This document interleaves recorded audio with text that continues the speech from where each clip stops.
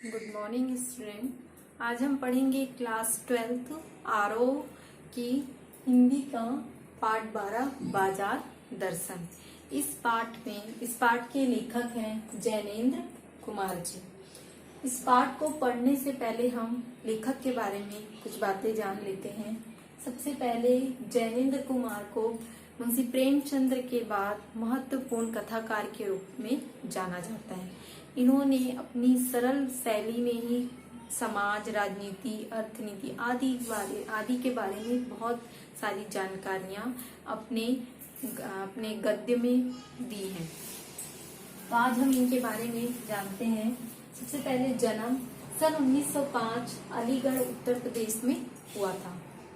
रचनाएं परख, अनाम, स्वामी, सुनीता, त्यागपत्र, कल्याणी, जयवर्धन, मुक्तिबोध उपन्यास है। पुरस्कार है साहित्य अकादमी पुरस्कार मिला था, भारत भारती सम्मान मिला था और इन्हें भारत सरकार की ओर से पद्म भूषण सम्मान भी मिला था। इनकी भाषा शैली मैंने पहले ही बताया कि मुंशी प्रेमचंद्र के बाद यह एक जाने माने कथाकार के रूप में अपनी पहचान बनाई है। इनकी भाषा शैली सरल रूप में ही है, लेकिन अपनी एक छाप लोगों के बीच छोड़ती है। इनकी मृत्यु सन 1990 में हुई थी। बाजार दर्शन। अब हम आते हैं बाजार दर्शन। जैसे नाम से ही स्पष्ट हो रहा है कि इसमें बाजार के बारे में बताएं। बाजार दर्शन अर्थात यहाँ पे बताया गया है कि बाजार के लिए लोग जाते, बाजार अपनी ओर किस प्रकार आकर्षित करती है, अपने दिखावे से किस प्रकार लोगों को अपनी ओर अट्रैक्ट करती है, ठीक है। और बाजार में जाके लोग किस प्रकार खो जाते हैं, अर्थात जो वस्तु खरीदने जाते हैं उसके बदले वे अनेक वस्तुओं की ईर्ष्या अपने मन में लेकर घूमते हैं। तो इस पाठ में बताया गया है कि किस प्रकार मनुष्य के अंदर उस बाजार को देख के ईर्ष्या, तृष्णा आदि भावनाओं का जन्म होता है। तो चलिए आइए हम इस पाठ को पढ़ते हैं। बाजार दर्शन। एक बार की बात कहता हूँ, मित्र बाजार गए तो थे कोई एक मामूली चीज लेने, पर लौटे तो एकदम बहुत से बंडल पास थे। अब लेखक एक समय की बात बता रहे हैं कि उनके मित्र बाजार गए थे तो कोई एक मामूली चीज लेने वह कहाँ गए थे, बाजार गए थे, परंतु जब वापस लौटे तो बहुत सारे बंडलों को लेकर, अर्थात बहुत सारे पैकेट्स थे उनके पास, तो वे उन्हें लेकर लौटते थे।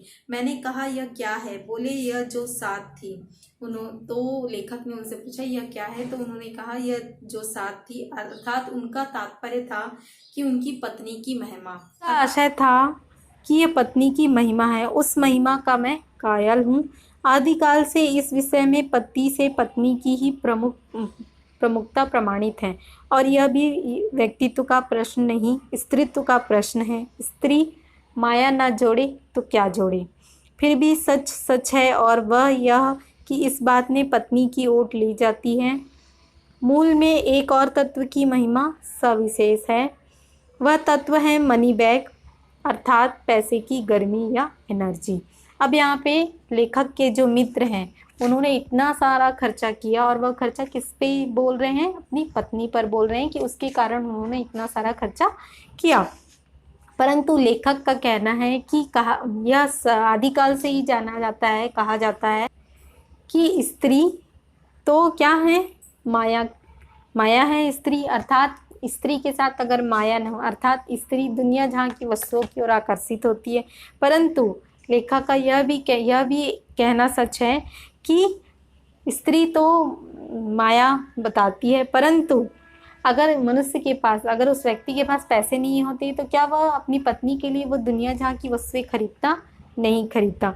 तो कहीं ना कहीं ये दोष उनके मित्र में भी था, और वह अपने दोष को अपनी पत्नी पर प्रत्यारोपण कर रहे थे। वह तत्व है मनी बैग। अब लेखक कह रहे हैं कि वह तत्व और कोई नहीं, मनी बैग, अर्थात मनी बैग यानी पैसे की गर्मी, ठीक है। तो पैसा पावर है। अब लेखक कहते हैं कि पैसा पावर है, पर उसके सबूत में आसपास माल टाल ना जमा हो तो क्या वह खाक पावर है? पैसे को देखने के लिए बैंक हिसाब देखिए। अब लेखक कह रहे हैं कि अगर हम अगर किसी व्यक्ति के पास खूब सारा पैसा है तो कोई दूसरा व्यक्ति उसके बैंक बैलेंस को देखने नहीं जाता, बल्कि उसके परचेसिंग पावर को देखता है, अर्थात वो कितना खर्चा करता है उसको देखकर वह व्यक्ति अनुमान लगा लेता है कि यह कितना पैसे वाला है। लेकिन नहीं, लोग संयमी भी होते हैं। अब लेखक का कहना है कि दुनिया में बहुत सारे ऐसे लोग भी हैं जो संयमी होते हैं, जो बुद्धिमान होते हैं और बुद्धिमानी के द्वारा बहुत कम पैसों में बहुत कुछ खरीद लेते हैं और अपने पैसे की बचत भी कर लेते हैं। परंतु दुनिया में यह भी मनी बैग वाले लोग भी बहुत अधिक हैं, जिनके पास सब उड़ जाता है, अर्थात जिनके पास जितना पैसा रहता है वह बचत करने के बजाय बहुत कुछ उड़ा देते हैं। लेकिन ठहरिए, इस सिलसिले में एक और भी महत्व का तत्व है जिसे नहीं भूलना चाहिए। उसका भी इस कर्तव्य में, अर्थात उसका भी इस कर्तव्य में बहुत कुछ हाथ है। अर्थात यहाँ पे लेखक कह रहे हैं कि मुख्य भूमिका उनके मित्र बाजार गए और बाजार की दुनिया जहाँ की वस्तुओं को उन्होंने खरीद कर लाए, परंतु उस बाजार जो अपनी ओर आकर्षित कर रही है, यह क्या है, उनका मुख्य महत्व को बता रहे हैं। अर्थात बाजार की ओर इंगित कर रहे हैं कि बाजार लोगों को आकर्षित करती है। आगे लेखक का कहना है कि बाजार, अब उनके मित्र बोलते हैं कि बाजार शैतान का जाल है, ऐसा सजा सजा कर माल रखते हैं कि कोई भी व्यक्ति उसमें फंस जाता है। और बाजार जो है आमंत्रित करती कि आओ मुझे लूटो और लूटो, ठीक है, और जिसने मेरे रूप को नहीं देखा वह मुझे देखे और मेरी ओर आकर्षित हो, ऐसा बाजार कहती है। परंतु यहाँ पे लेखक बताना चाह रहे हैं कि बाजार एक मूक है, अर्थात बाजार को गूंगा कहा गया है, जो बोल नहीं सकती, सिर्फ आँखों की चमक के द्वारा ही वह आकर्षित करती है। अर्थात दुनिया को वह चमक दिखाती है और दुनिया जो है अपने आँखों के द्वारा उस चमक को देखकर उसकी ओर आकर्षित होते हैं। आगे लेखक कह रहे हैं कि कोई अपने को न जाने तो बाजार का यह चौक उसे कामना से विकल बना देता। अब लेखक बता रहे हैं कि अगर कोई भी बाजार में नहीं जाता है और कुछ भी नहीं खरीद पाता है तो वह बाजार उसे क्या कर देती है, पागल घोषित कर देती है और उसके मन में असंतोष, तृष्णा और ईर्ष्या की भावना भर देती है। अर्थात जो मनुष्य बाजार जाता है और कामना, ठीक है, और उसके मन में दुनिया जहाँ की इच्छाएं उत्पन्न करके उस मनुष्य के अंदर असंतोष, ठीक है, तृष्णा मतलब होता है लालच और ईर्ष्या मतलब होता है जलन, तो ये सारी भावनाएं भरकर मनुष्य को हमेशा के लिए बेकार बना देती है। एक और मित्र की बात है जो दोपहर को ही जाते हैं, दोपहर के पहले बाजार गए थे और कहीं शाम को वापस आए, परंतु हाथ में कुछ भी नहीं लाए। तो लेखक यहाँ बता रहे हैं कि वह एक मित्र है जिसके मन में बहुत सारी इच्छाएं सब खरीदने की, लेकिन उसके पास पैसा नहीं था उतना खरीदने के लिए, तो वह मित्र क्या करता है, खाली हाथ वापस घर आ जाता है। और घर आने पर वह कहता है कि मुझे दुनिया में बहुत सारी चीज़ें दिखी, बाज़ार में बहुत सारी चीज़ें दिखी, परंतु मैं सबको खरीदना चाहता था और कोई भी वस्तु छोड़ना नहीं चाहता था, इसलिए मैंने कुछ भी नहीं खरीदा। ठीक है, आगे है, पर मित्र की बात ठीक थी। अगर ठीक पता नहीं है कि क्या चाहते हो तो सब और की चाह तुम्हें घेर लेगी और तब परिणाम त्रास ही होगा, गति नहीं होगी ना कर्म। अब लेखक यहाँ बता रहे हैं कि अगर हमको ठीक से पता नहीं कि हम बाज़ार जाके क्या खरीदें तो हमें क्या घेर लेगी, हानि ही घेर लेगी, अर्थात हमारा मन अशांत हो जाएगा, हमारे मन में कोई गति नहीं होगी और ना ही कोई कर्म होगा। आगे लेखक कहते हैं कि बाज़ार एक जादू है और वह जादू आँख की तरह काम करता है। आँख यानी नेत्रों के द्वारा काम करता है, वह रूप का जादू है, अर्थात हम आँखों से देखते हैं और जिस चीज़ को हम देखते हैं हमें ऐसा लगता है कि वह चीज़ बहुत सुंदर है तो हम उसकी ओर आकर्षित होने लगते हैं। जैसे चुंबक होता है, चुंबक लोहे को आकर्षित करता है, उसी प्रकार बाज़ार जो है वह क्या करती है, लोगों को आकर्षित करके अपना व्यापार करती है। वैसे इस जादू की भी मर्यादा है। मन खाली है तो बाजार की अनेकानेक चीज़ों का निमंत्रण उस तक पहुंच जाएगा और अगर जेब भारी है तब भी वह लोगों तक पहुंच जाएगा। और अगर उस जादू की जकड़ से बचने का सिर्फ एक ही उपाय है कि बाजार जाओ तो खाली मन से जाओ, मन खाली हो तब बाजार न जाओ। कहते हैं कि लू में जाना हो तो पानी पीकर जाना चाहिए, पानी भीतर हो, लू का लूपन व्यर्थ हो जाता है। अर्थात लेखक का कहना है कि अगर आप जब भी बाजार जाते हैं तो बाजार जाएं तो एक उद्देश्य के साथ जाएं कि मुझे यही सामान खरीदना है, और इधर उधर की चीज़ों की ओर ध्यान ना दें और ना ही आपको वे चीज़ें आकर्षित करें, तभी आप बाजार जाएं, अन्यथा ना जाएं। ऐसा लेखक का कहना है। लेखक एक ओर से सही बात कह रहे हैं कि मनुष्य के अंदर एक शक्ति होती है, वह शक्ति है कि वो दृढ़ शक्ति, ठीक है, उसे कहा जा सकता है दृढ़ शक्ति। तो वो चाहे तो उस सामान को लेकर वो वापस घर आ सकता है और अपने पैसों की बचत कर सकता है, ठीक है। तो लेखक उसी चीज़ को यहाँ इंगित कर रहे हैं। यहाँ एक अंतर चिन्ह लेना बहुत जरूरी है। मन खाली नहीं रहना चाहिए, इसका मतलब यह नहीं कि वह मन बंद रहना। अब लेखक कह रहे हैं कि मन भी खाली नहीं होना चाहिए और ना ही मन बंद होना चाहिए। अगर मन बंद हुआ तो वह शून्य हो जाएगा और वह किसकी ओर होगा अग्रसर? परमात्मा की ओर अग्रसर होगा। और आगे चल के वह किसी भी वस्तु को तुच्छ समझेगा, सिर्फ उसका मोक्ष प्राप्त करना ही उसका उद्देश्य हो जाएगा, ठीक। तो आगे लेखक यहाँ बता रहे हैं कि वह मुक्त ऐसे नहीं होता, इससे वह व्यापक की जगह संकीर्ण और विराट की जगह क्षुद्र होता है। इसलिए उसका रोम रोम मूंद कर बंद तो मन को करना नहीं चाहिए। वह मन पूर्ण कब है? हम में पूर्णता होती तो परमात्मा से अभिन्न हम महाशून्य की ही ना होते। अब यहाँ लेखक बता रहे हैं कि कभी भी मन को क्या नहीं करना चाहिए? बंद नहीं करना चाहिए, उसे हमेशा खुला रखना चाहिए ताकि अच्छे विचार उसके अंदर प्रवेश करें। और मन में क्या है? लेखक का कहने का मतलब यह है कि बाजार के द्वारा यह बता रहे हैं कि मन में इच्छा शक्ति को इतना दृढ़ बनाना चाहिए कि हम जिस वस्तु के लिए जाएं उसी वस्तु को ही लेकर आए, बाकी वस्तुओं के प्रति हमारा प्रयोजन नहीं होना चाहिए। अब आगे लेखक बताते कि पड़ोस में एक महानुभाव रहते हैं जिनको लोग भगत जी कहते हैं। चूरन बेचते हैं और काम करते हैं। अब लेखक बता रहे हैं उनके एक मित्र हैं जिनका नाम भगत जी है, वे चूरन बेचते हैं, ठीक है, और वे 6 आने पैसे से ज़्यादा कभी नहीं लेते हैं। अगर वे चाहते तो अपने व्यापार को बहुत बड़ा बना सकते थे और इतने खुश रह सकते थे और इतने माला माल रह सकते थे, परंतु उन्होंने ऐसा नहीं किया। वे अभी भी व्यापारियों को बेचते हैं, ना व्यापारियों को बेचते हैं और ना ही उनसे लेते हैं। बंधे वक्त पर अपनी चूरन की पेटी लेकर घर से बाहर हुए नहीं कि देखते देखते 6 आने की कमाई उनकी हो जाती है। वो ज़्यादा से ज़्यादा 6 आने की कमाई लेकर वापस घर आ जाते हैं। लोग उनका चूरन लेने को उत्सुक हो रहते हैं। चूरन से भी अधिक शायद उनके प्रति सद्भावना भी कहा जा सकता है। पर 6 आने पूरे नहीं हुए नहीं कि भगत जी बाकी चूरन बालकों को मुफ्त बांट देते। अब यहाँ उस भगत जी के बारे में लेखक बता रहे हैं कि जैसे ही उनके पास 6 आने पैसे हो जाते हैं तो जितने चूरन बचे रहते हैं वे बच्चों में ऐसे ही बांट कर चले जाते हैं। लेकिन अगर उनकी जगह कोई और व्यक्ति होता तो वह दिन भर जब तक वो चूरन बिक नहीं जाता घूम घूम कर बेचकर खूब सारा पैसा कमाकर घर आते। परंतु भगत जी ऐसा नहीं करते, वे बच्चों में मुफ्त ही बांट देते। कभी ऐसा नहीं हुआ कि कोई उन्हें 25वां पैसा भी दे सके। कभी चूरन में लापरवाही नहीं हुई और कभी रोग होता भी उन्हें मैंने नहीं देखा। लेखक बता रहे हैं कि उनसे कभी लापरवाही नहीं हुई और ना ही उन्हें मैंने कभी बीमार देखा।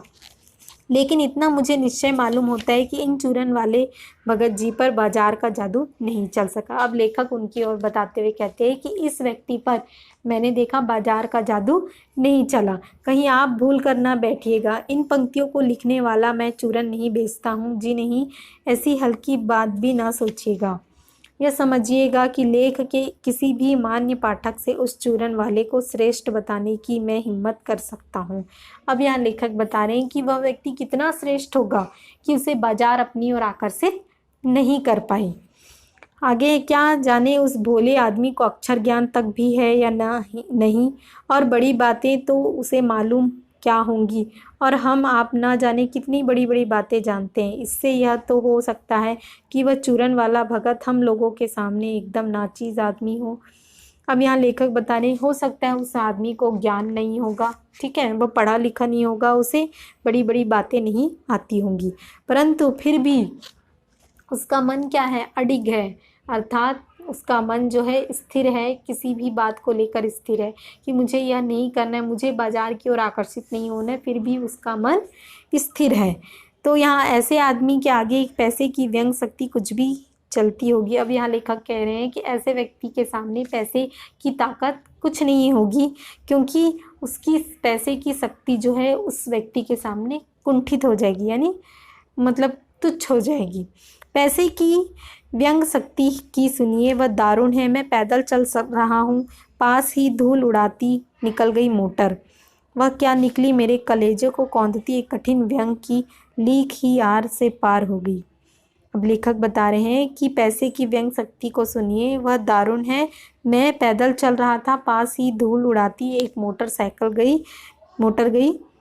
वह क्या निकली, मेरे कलेजे को कौंधती एक कठिन व्यंग की लीक ही आर से पार होगी। अब लेखक को एक कठिन व्यंग हुआ, और वह व्यंग क्या है, जैसे किसी ने आंखों में उंगली देकर दिखा दिया हो कि देखो उसका नाम मोटर है और तुम उससे वंचित हो। अब यहाँ पे मतलब उसकी जो आवाज़ है, ठीक है, और वहाँ जितना धूल हुआ, तो उससे लेखक कह रहे हैं कि उन्हें इंगित कर रहे हैं कि तुम्हारे पास यह सामान नहीं है। यह मुझे अपनी ऐसी विडंबना मालूम होती है कि बस पूछिए नहीं। मैं सोचने को हो जाता हूँ कि हाय, ये ही माँ बाप रह गए थे जिनके यहाँ मैं जन्म लेने को था। क्यों ना मैं मोटर वालों के यहाँ हुआ। अब लेखक व्यंग करते हुए कहते हैं कि कहीं ना कहीं मुझे ऐसा लगने लगा कि मैं ऐसे घर में क्यों जन्मा, मुझे ऐसे घर में जन्म लेना था जहाँ बहुत सारी मोटर गाड़ी हों। ऐसा व्यंग कह रहे हैं, ठीक है। उस व्यंग में इतनी शक्ति है कि जरा मुझे अपने सगों के प्रति कृतज्ञ कर सकती है, ठीक है। अब यहाँ पे उस व्यंग में इतनी शक्ति थी कि अपने जो उपकार मानना चाहिए, तो वहाँ पे उपकार ना मानने की बात कही गई है। लेकिन क्या लोक वैभव की यह व्यंग शक्ति उस चूरन वाले अंकित कर मनुष्य के आगे चूर चूर होकर नहीं रह जाती। अब यहाँ लेखक कह रहे हैं कि उस व्यक्ति को अगर हम सामने रखें, तो यहाँ जितना पैसे का मूल्य है वह सब चूर चूर होकर रह जाता है।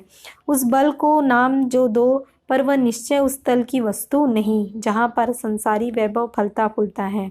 वह कुछ अपर जाति का तत्व है। लोग इसे स्पिरिचुअल कहते हैं, आत्मिक, धार्मिक, नैतिक कहते हैं। मुझे अब यहाँ पे लेखक बता रहे हैं कि उस व्यक्ति का मत अपर जाति का, अर्थात उसे इंग्लिश में स्पिरिचुअल कहा जाता है, अर्थात आत्मिक, धार्मिक, नैतिक। अर्थात उस व्यक्ति में ये तीनों गुण होने के कारण ही उनसे किसी प्रकार का पैसे की कोई ताकत उसे कुछ भी प्रभावित नहीं कर पाई। आगे है, लेकिन इतना तो है कि जहाँ तृष्णा है बटोर रखने की स्पृहा है। जहाँ लालच है वहीं पर उसको बटोरने की, प्राप्त करने की इच्छा, स्पृहा मतलब इच्छा है। वहाँ उस बल का बीज नहीं, बल्कि यदि उसी बल को सच्चा बल मानकर बात की जाए तो कहना होगा कि संचय की तृष्णा और वैभव की चाह में व्यक्ति की निर्बलता ही प्रमाणित होती है। अब यहाँ बताया गया है कि अगर किसी भी चीज़ को प्राप्त करने की लालच है और वैभव की चाह भी व्यक्ति के अंदर है, तो वह निर्बलता को प्रमाणित करती। निर्बल ही धन की ओर झुकता है। जो निर्बल होता है वह किसकी ओर झुकता है, धन की ओर। वह अबलता है, वह मनुष्य पर धन की और चेतन की पर जड़ की विजय है। अब यहाँ पे लेखक बता रहे हैं कि वह मनुष्य धन की और चेतन पर जड़ की विजय की बात कर रहे हैं। एक बार चूरन वाले भगत जी बाजार चौक में दिख गए। मुझे देखते ही उन्होंने जयराम की किया।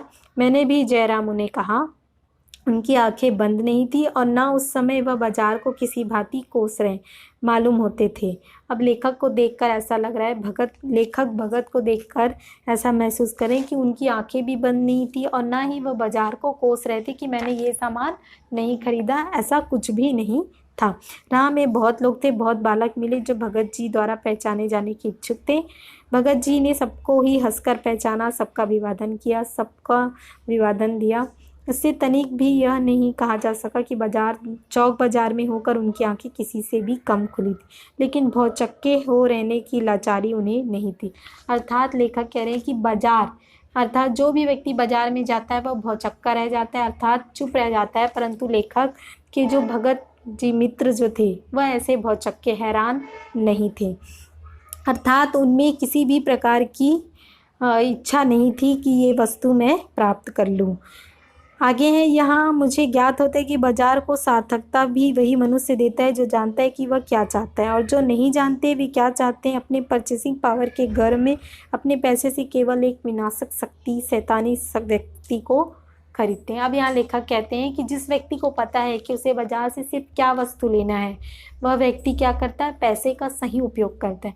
और जिस व्यक्ति को पता नहीं रहता है कि उसे क्या लेना है, वह अपने पैसे का ताकत दिखाता है, और उस पैसे की ताकत को दिखाते हुए वो दुनिया की समस्त उन विनाशक वस्तुओं को अपने साथ रख लेता है।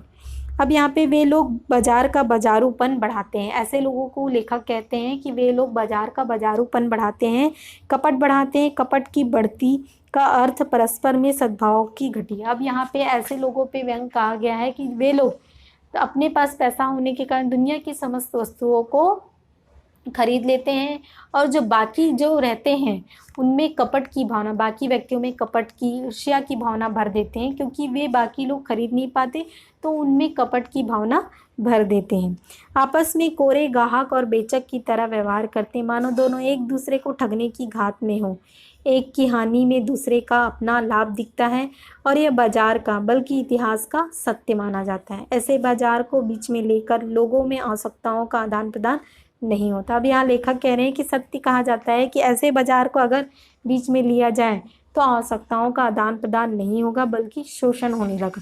क्यों? क्योंकि आपस में जो एक प्रेम की भावना होगी वह धीरे धीरे समाप्त हो जाएगी, तो लोगों में ईर्ष्या जलन की भावना होगी, एक दूसरे से आगे बढ़ने की इच्छा होगी। ऐसे बाजार मानवता के लिए विडंबना है, अर्थात मानवता के लिए सबसे बड़ी परेशानी है।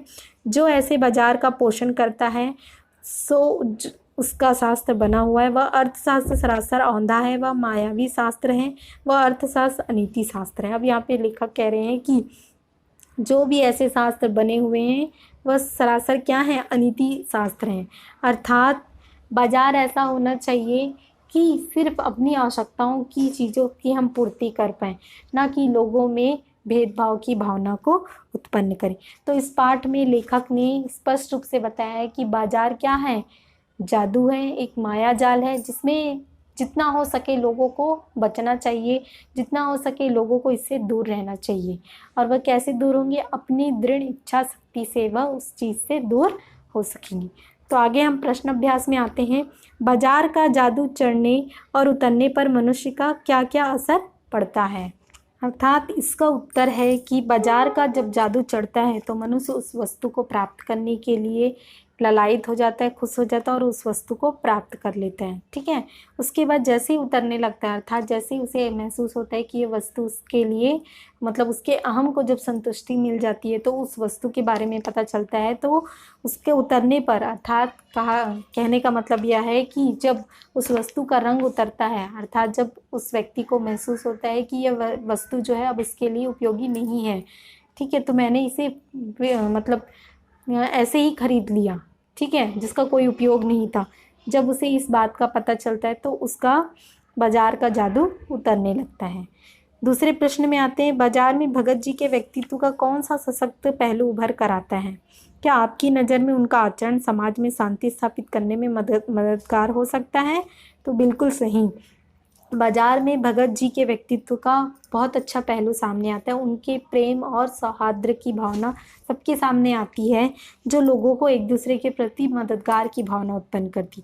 दूसरी बात यह है कि वे लोगों में यह संदेश पहुंचा रहे हैं कि बाजार में उसी वस्तु को खरीदा जाए जो आपके लिए उपयोगी हो, ठीक है, ना कि आप अपने पैसे का दिखावा करें। यहाँ पे उनका यह पहलू उभर कर आता है। तीसरे प्रश्न में आते हैं, बाजारूपन से क्या तात्पर्य है? किस प्रकार के व्यक्ति बाजार को सार्थकता प्रदान करते हैं अथवा बाजार की सार्थकता किसमें है? अब यहाँ बाजारूपन से तात्पर्य है दिखावा, ठीक है। तो दुनिया में बहुत सारे ऐसे व्यक्ति हैं जो दिखावे के लिए बहुत जाने जाते हैं, जो कुछ भी मतलब दुनिया जहाँ की वस्तुओं को खरीद कर वे लोग क्या करते, दिखावा करते हैं, परंतु बाजार में वही लोग सार्थकता को महसूस कराते हैं जो सीमित मात्रा में सीमित वस्तु खरीदें और बाजार की सार्थकता को प्रदान करते हैं, ठीक है। अथवा बाजार की सार्थकता किस में है? तो बाजार की सार्थकता उसमें है कि सिर्फ उसी वस्तु को खरीदा जाए जो आपके लिए उपयोगी है, बल्कि दुनिया जहाँ की अर्थात बाजार में जितनी वस्तुएं हैं उन सबको खरीद लेना ही उनका सार्थकता नहीं है, बल्कि बाजार जाने के बाद जो वस्तु आपकी उपयोगी है उसी वस्तु को लाना ही बाजार की सार्थकता है। नेक्स्ट है, बाजार किसी का लिंग, जाति, धर्म या क्षेत्र नहीं देखता, वह देखता है सिर्फ उसकी क्रय शक्ति को। इस रूप में वह एक प्रकार से सामाजिक समता की भी रचना कर रहा है। आप इससे कहाँ तक सहमत हैं? तो यहाँ पे बाजार सही कहा गया, बाजार कभी भी किसी के लिंग, धर्म, जाति को नहीं देखता। हर व्यक्ति वहाँ जाकर खरीद सकता है, सिर्फ वहाँ पे वही व्यक्ति खरीद सकता है जिसके पास पैसा है, और पैसे से वह दुनिया को दिखा सकता है कि मैं सर्वश्रेष्ठ हूँ। ठीक है, तो यहाँ पे कहने का मतलब यह है कि बाजार सभी के लिए बना है, और सबसे अधिक उसी व्यक्ति के लिए बना है जिसके पास पैसा है और वह पैसे से दुनिया को दिखा सकता है। तो इस प्रकार हमारे प्रश्न अभ्यास पूर्ण होते हैं। आप लोगों को बाजार दर्शन से यह बात स्पष्ट रूप से पता चल गई है। हालांकि यह बाजार दर्शन जो पाठ है जैनेंद्र जी का, तो इस पाठ में ये बहुत पहले लिखा गया था। इस पाठ में उन्होंने स्पष्ट रूप से बताया था कि बाजार क्या है, एक माया जाल है, जो कि अब भी बहुत पहले की गद्य होने के बावजूद भी ये अभी भी हमारे आसपास के समाज में आप खुद देखिए कि किस प्रकार बाजार जो है लोगों को प्रभावित करता है। लोग जानते हैं कि यहाँ पे इतना पैसा खर्चा होता है, फिर भी उन अनगिनत सामानों में रहते हैं। Thank you.